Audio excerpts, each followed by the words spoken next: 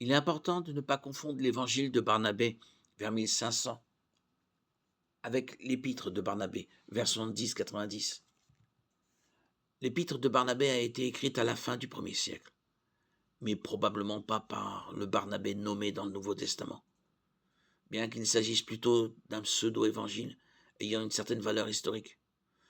L'épître de Barnabé n'a jamais été considéré comme canonique par l'Église primitive ou par un quelconque concile. L'évangile de Barnabé, en revanche, n'a absolument aucun support apostolique et a été écrit 1400 ans après l'époque de Barnabé. La preuve en est qu'il n'a jamais été cité par aucun père ou historien de l'Église avant le VIe siècle.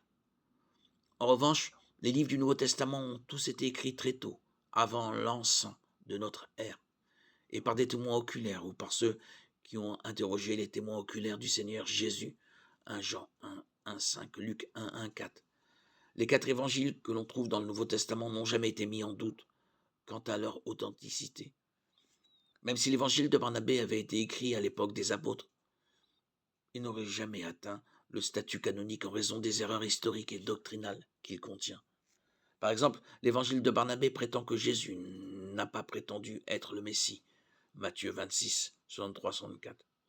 L'évangile de Barnabé affirme également que Jésus est né lorsque Pilate était roi. Mais l'histoire rapporte que Pilate n'a jamais été roi, mais plutôt gouverneur en 26 ou 27 après Jésus-Christ.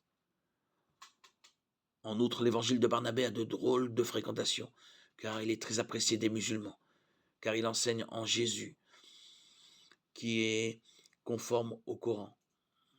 L'évangile de Barnabé affirme que Jésus n'est pas mort sur la croix comme le fait le Coran dans la sourate 457.